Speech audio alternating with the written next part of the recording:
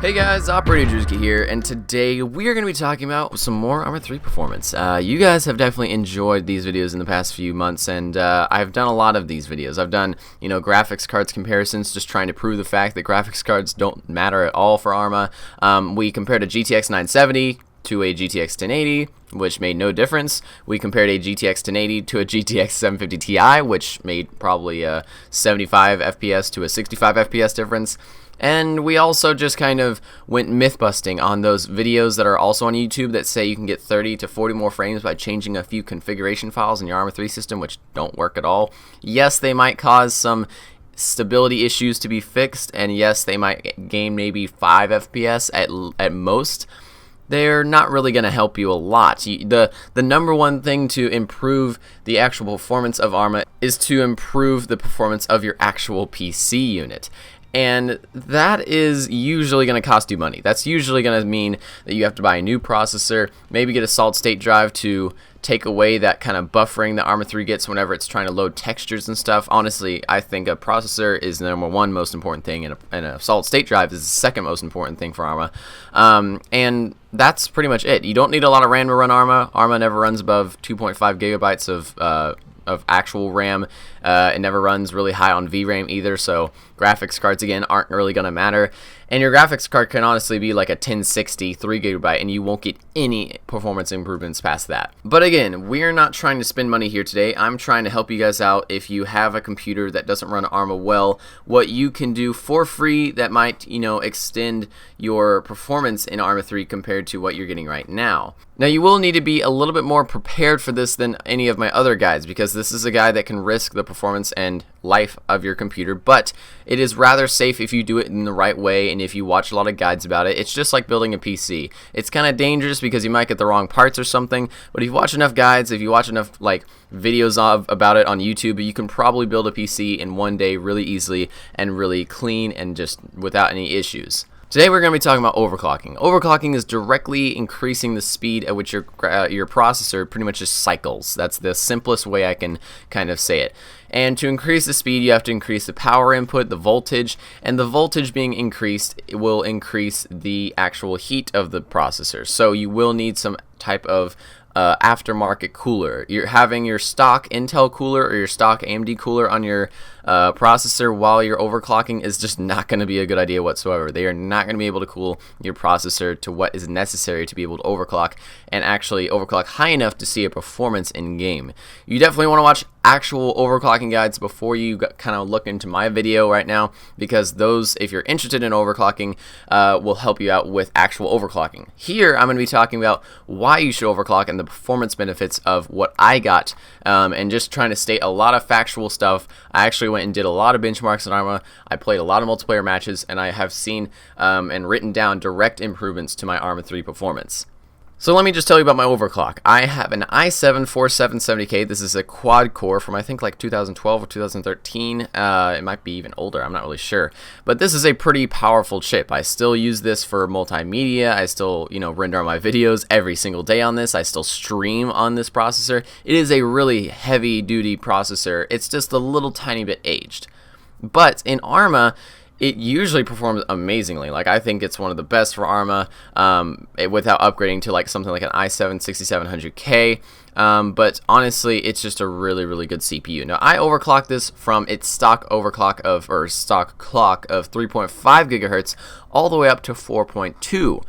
Now, I could go farther. I've actually overclocked it to 4.5 before successfully without getting really high temps, and I was really happy with that. And I actually didn't really want to test with that, though, because the average person is just not going to overclock an entire gigahertz higher, because honestly, that's going to create a ton of heat and also just use a ton of voltage.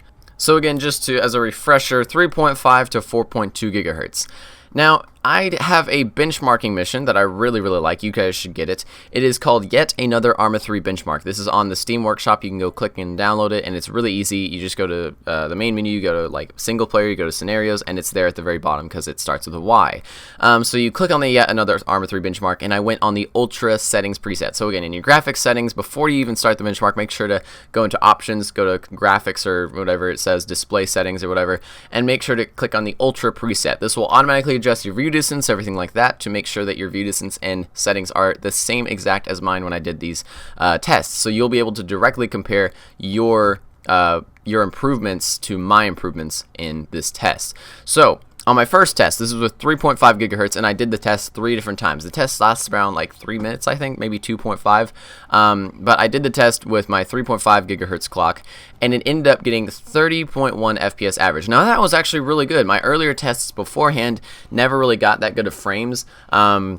They got like 24 and 25, so maybe I've done a few things just by itself to the computer that have maybe increased performance. I've overclocked my graphics card lately. I don't really know if that does any difference as well, but it didn't really, it didn't really make a gigantic difference. It was like 24 FPS once before, and now it's 30, but I did it 3 times over, and it was around 30 the entire time. I think I hit 29, 30, and then 30 again. So with those, I then overclocked my processor to 4.2 gigahertz, and then I tested it, and I didn't really think I would get this big of a jump. Especially these low frames, this jump was huge. 30% difference in performance with the 4.2 gigahertz overclock. I was getting 30.1 frames average on the 3.5 gigahertz overclock, and on the 4.2 gigahertz overclock, I was getting 40.3 FPS. That is a huge jump. I don't know if people are going to be like, well, the overclock isn't worth it because overclocking is dangerous. Somebody's going to throw that in the comment section. Overclocking isn't really dangerous. It just makes your processor work harder, but as long as you have the right safeguards and you know how to overclock, you're fine pretty much. And during these tests, my processor never even went above 55 Celsius, so I think I'm pretty good. Still though, a 10 FPS difference in ArmA 3, especially those low of frames. You wonder what you'll get at, when you're at 60 FPS at 33.5. You'll probably get 80 at 4.2. It's crazy the amount of performance gain I got, and I'm really, really excited to show that to you guys, because I was just like, man, I've never honestly seen something that would just change performance like 10 FPS, especially at that low of FPS. It's not like you're already getting 60 FPS and then you're going to 6 or 70. It's not like that, because that wouldn't be as big a difference. But 30 FPS to 40 FPS is like the equivalent of if you got 15 FPS, you'd be hitting 25 FPS. Like it's that big of a difference. Now I also tried this out on King of the Hill. King of the Hill is one of my favorite game modes, and I also like playing on the Hostile Takeover server. So if you guys want to go check that server out, it's really fun to play on. My chair is squeaky today.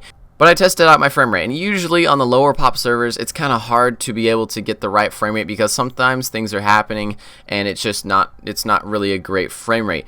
But the player count was actually just the same for over around 30 minutes, which allowed me to get in, play about a round while I was benchmarking on Fraps, and then I got out, changed it to 4.2 gigahertz, came back in, and played for another about 30 minutes while the player count was almost exactly the same. I think the player count might have gone down 1 or like maybe 2, but honestly with 30 players or 40 players that were already in the server, it didn't really make a big difference. I saw the player counts and they never really changed more than like 2 people, so I think that the performance was pretty much good. And me running around these same exact areas as well, just trying to make sure that I didn't get performance differences because maybe I was running outside the town compared to inside the town. I pretty much ran around the same 2 blocks of area and got this performance difference here. So in 3.5 gigahertz on King of the Hill, I was getting around 45 FPS with about 30 players in the server at the time at the Ultra preset. And again, I never ever play at the Ultra preset. Object detail is always on lowest,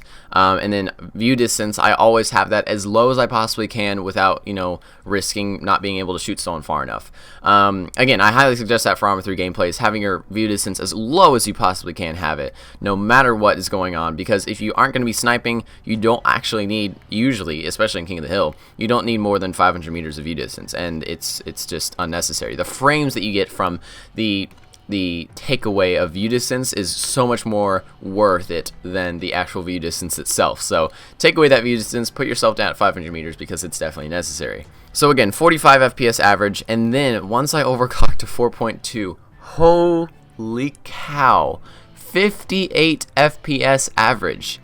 That is huge. That's not a 10 FPS boost, that's a 13 FPS boost. And during the test, it's not like I was at 58 the entire time. Sometimes it would dip down below, sometimes it would dip up above, but the times it dipped down below, down to like, let's say 30 frames or something, would not even come close to 30 frames anymore. It would dip down, but it wouldn't ever go down as far as it did beforehand, and it was just really, really smooth. And overall, I just felt like my King of the Hill experience was much better. Actually, my last King of the Hill video was recorded on 4.2 gigahertz because I just had such a good improvement with it that I wanted to play some King of the Hill because my frames were just 10 times better. And so once I recorded that, a lot of people commented in the comment section, you know, why, like, man, what PC do you run to get those great frames? And man, I wish I could play at these frames and stuff. And I was just saying, like, well, this probably would have looked different if I was running at 3.5 gigahertz, which is the default of the i7-4770K. Actually, turbo boosts to 3.7 gigahertz if it wants to, but doesn't really matter. Now, we did play on the single-player infantry showcase as well, which usually does around like 70 frames for me, and this was on the Ultra preset. And on the Ultra preset at 3.5 gigahertz, the infantry single player showcase did around 65 FPS average. It's actually around 67 now that I'm thinking about it, because there was 3 different tests and the other 2 were around like 69, so I'm just going to average it out. There was probably a 55, I think the other 2 were 69, so probably 67, 68 FPS average. And then on 4.2 gigahertz, I was running 82.3 average, with 2 tests being 80 and then 1 test being 84. So again, these were 3 different tests that 2 of them were tested 3 different times, and then 1 of them, Hostile Takeover King of the Hill, was only tested once. But I still think I got really good samples of the Hostile Takeover King of the Hill, so I really think that that didn't really need more tests, because I was honestly running around the same city block a few times in each test, and I was benchmarking it with fraps, and then I came back, looked at the FPS, and I would go back and overclock again. But these 3 tests really did show like a 30 to 40% improvement in FPS, which is crazy. I never thought I would get that high of FPS from overclocking, and I wouldn't have made this video if I wasn't going to tell you guys. So if you have an aftermarket cooler that will cool your processor, you have the right motherboard, you have the right processor that is able to be overclocked, definitely go for it, especially for ArmA. Now, in things like Battlefield 1, I did see a little bit of a difference, because Battlefield 1 actually does use like 99% of my CPU at some points in time, so other games that use your CPU a lot will improve as well, but I don't think they'll improve as much as I saw in ArmA, to be honest, because a lot of the other games are more optimized and they're going to be more graphics card based. But at least for ArmA, I knew ArmA was CPU dependent. I know that. I definitely know that. But not this much. Not so dependent that you can get 30% of a difference by overclocking to 4.2, or like overclocking, let's say, what is that? 0.7 gigahertz above what your standard clock speed is. That is insane, and I've honestly never heard of any other game that really did that beforehand, and I'm really just excited to show you guys. I wouldn't have made this video again if I didn't have that big improvement, so I just wanted to tell you guys, you know, that is the facts. That is what I got with my performance benchmarks. So I hope you guys enjoyed the video. If you'd like me to do any other tests with my PC, you know, maybe I can do another. I think I did this once before, but I kind of did it unofficially. Nobody even watched my channel at the time, but I did a solid state drive versus hard drive test, and I kind of want to see what frame rates I might get if I have my ArmA located on an SSD compared to a hard drive with the same configuration. So maybe we'll test that in the future. Leave it down in the comment section down below if you guys would like to see that, or any other types of tests in ArmA, and I will see you guys next time. Thanks for watching, and have a good day, everybody.